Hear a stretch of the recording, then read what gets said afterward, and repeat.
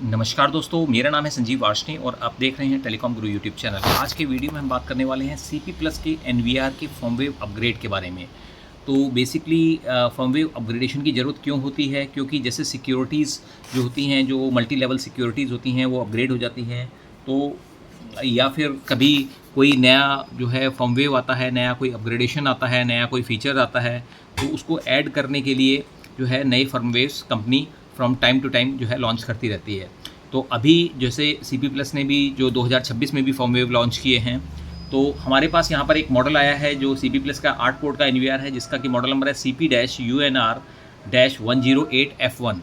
तो ये जो एनवीआर जब हमने साइट पर इंस्टॉल किया, तो वहाँ पर जो है आईफोन में जब जो आपका लॉगिन की प्रॉब्लम आ रही थी, यानी आईफोन में जब हम लॉगिन करते थे तो उसमें फेल टू कनेक्ट आता था, जबकि डिवाइस हमारा कंटिन्यूसली ऑनलाइन था और उसके बावजूद भी जो है हम जो है आईफोन पे लॉगिन नहीं कर पा रहे थे, ऑलवेज़ फेल टू कनेक्ट आ रहा था। तो फिर हमने जो इसका जो सॉल्यूशन कंपनी से डिस्कस किया, तो वहाँ से उन्होंने जो है फर्मवेयर अपग्रेडेशन को सजेस्ट किया। तो जो 2026 का फर्मवेयर है वो फिर हमने उसको अपग्रेड किया।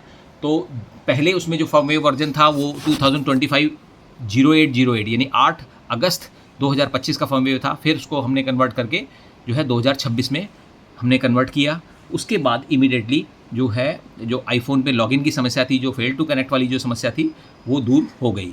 तो चलिए वीडियो को शुरू करते हैं और जानते हैं कि कैसे हम फर्मवेयर को अपग्रेड कर सकते हैं अपने CP प्लस एनवीआर के अंदर।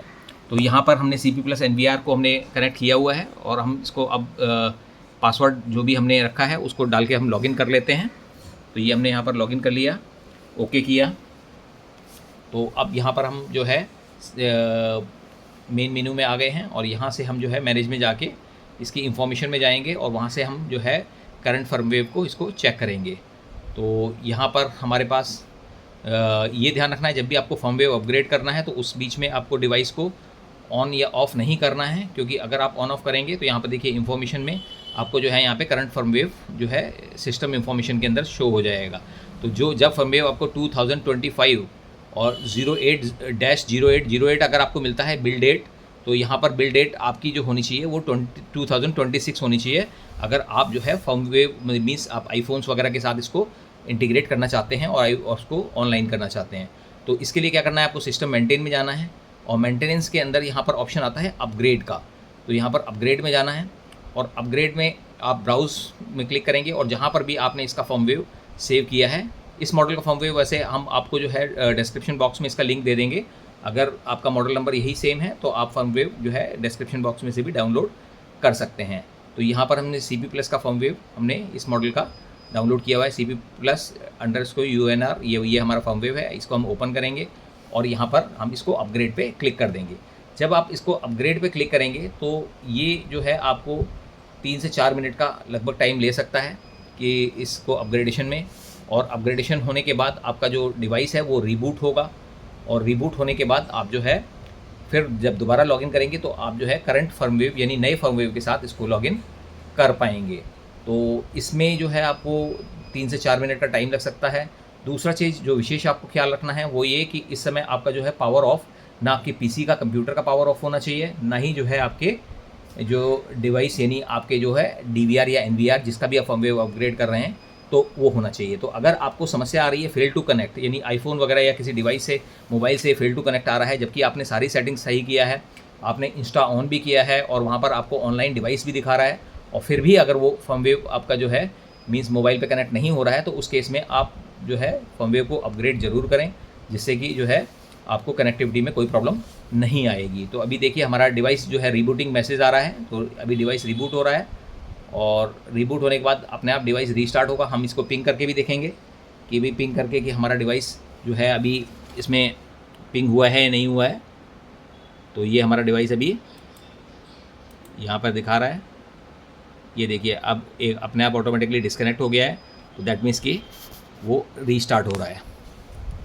और जैसे ही हमारा डिवाइस रीस्टार्ट होता है ऑटोमेटिकली जो है हम उसको लॉगिन करेंगे और लॉगिन करने के बाद देखेंगे कि हमारा करंट नया फर्मवेयर, देखिए यहाँ पे हमने रिफ़्रेश किया, तो रिफ़्रेश करने के बाद ये IP टूल से IP फाइंडर टूल हमने इसमें ऑलरेडी इंस्टॉल किया हुआ है। तो ये IP500 टूल से हमने और यहाँ पर हमने पिंग करके IP को देखा कि भाई पिंग हो रही है नहीं हो रही है हमारी IP, तो यहाँ पर हम देख रहे हैं कि हमारी IP पिंग होना शुरू हो गई है। दैट मीन्स कि आपका जो है फर्मवेयर अपग्रेड हो चुका है। और ये आपको दोबारा हम यहाँ पर इसको ओपन कर लेते हैं। कंटिन्यू टू दिस वेबसाइट आपको क्लिक करना है, और यहाँ पर क्लिक करने के बाद जैसे ही आप इसमें क्लिक करेंगे, यहाँ पर आपको यूज़र नेम और पासवर्ड मांगेगा। तो जो भी आपने यूज़र नेम पासवर्ड रखा है वही यूज़र नेम और पासवर्ड डालना है।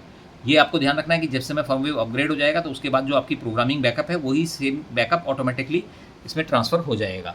तो यहाँ पर देखिए हमारा हो गया है। फिर हम यहाँ पर इन्फॉर्मेशन में जाएंगे, और इन्फॉर्मेशन में जाने के बाद यहाँ पर फर्मवेयर हम जो है चेक करेंगे सिस्टम इन्फॉर्मेशन में। तो देखिए यहाँ पर हमारा जो फर्मवेयर है वी जो है देखिए 2026 का फर्मवेयर अपग्रेड हो चुका है। तो इस प्रकार से आप जो है फर्मवेयर को अपग्रेड कर सकते हैं। अगर आईफोन या किसी भी मोबाइल फ़ोन में ऑनलाइन करने में अगर आपको दिक्कत आ रही है तो आप इसको फर्मवेयर को अपग्रेड ज़रूर करें। अगर आपको हमारा वीडियो पसंद आया हो तो आप हमारे वीडियो को लाइक कीजिए, चैनल को सब्सक्राइब कीजिए and press the bell icon. Thank you.